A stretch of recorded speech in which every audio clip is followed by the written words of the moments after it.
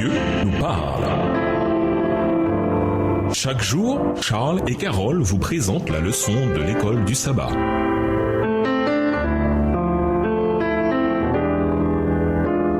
Bienvenue dans votre émission Dieu nous parle. Voilà un son de mercredi, une nation grande et puissante. Non seulement Dieu promit à Abraham qu'en lui toutes les familles de la terre seraient bénies, mais il déclara aussi qu'il ferait de lui une nation grande et puissante. Genèse 18, verset 18, voire aussi Genèse 12, verset 2 et Genèse 46, verset 3. Cette promesse fut faite à un homme marié, à une femme ayant dépassé l'âge de procréer. Ainsi, alors qu'Abraham était sans descendance et n'avait donc pas de fils, Dieu promit qu'il aurait une descendance ainsi qu'un fils. Cependant, cette promesse ne se réalisa pas complètement du vivant d'Abraham. Ni Isaac ni Jacob ne la virent se réaliser. Dieu la répéta à Jacob avec une précision supplémentaire, à savoir que la promesse s'accomplirait en Égypte. Genèse 46, verset 3, même si elle ne se réalisa pas non plus vraiment du temps de Jacob. Cependant, cette promesse finit par s'accomplir. Pourquoi le Seigneur voulut-il former une nation particulière à partir de la descendance d'Abraham? Le Seigneur voulait-il seulement créer un autre pays avec une certaine origine ethnique? Quel objectif ces nations devaient-elles atteindre? Lisons Exode 19, les versets 5 et 6, Ésaïe 60, les versets 1 à 3, Deutéronome 4, les versets 6 à 8. Exode 19, les versets 5 à 6. Maintenant, si vous écoutez ma voix et si vous gardez mon alliance, vous m'appartiendrez entre tous les peuples, car toute la terre est à moi. Vous serez pour moi un royaume de sacrificateurs et une nation sainte. Voilà les paroles que tu diras aux enfants d'Israël. Ésaïe 60, les versets 1 à 3, Lève-toi, sois éclairé, car ta lumière arrive et la gloire de l'Éternel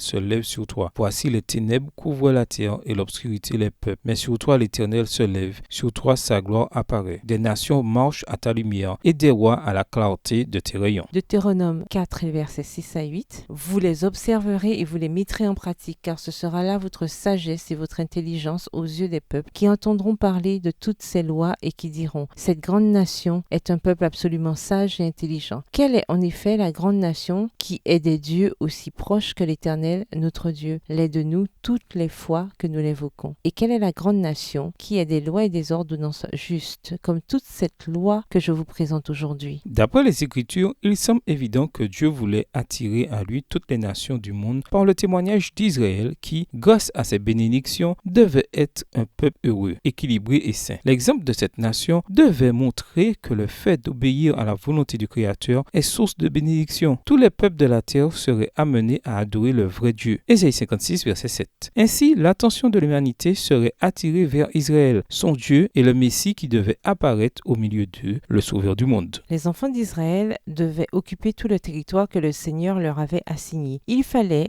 déposséder les nations qui avaient rejeté le culte du vrai Dieu. Mais le plan du Seigneur était que par la révélation de son caractère à Israël, les hommes soient attirés à lui. L'évangile était adressé au monde entier. Par le service sacrificiel, le Christ devait être exalté devant la nation et tous ceux qui le regardaient auraient la vie. Texte tiré du livre Prophètes et rois, l'introduction à la page 11, livre écrit par Ellen G. White. Voyez-vous un parallèle entre ce que le Seigneur a voulu faire grâce à Israël et ce qu'il veut faire grâce à notre Église? Si oui, quel est ce parallèle? Lisons 1 Pierre 2, verset 9. 1 Pierre 2, le verset 9. Vous, au contraire, vous êtes une race élue, un sacerdoce royal, une nation sainte, un peuple acquis, afin que vous annonciez les vertus de celui qui vous a appelé des ténèbres à son admirable lumière. Au revoir. Et à demain si Dieu veut.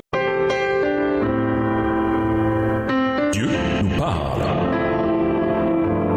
Chaque jour, Charles et Carole vous présentent la leçon de l'école du sabbat.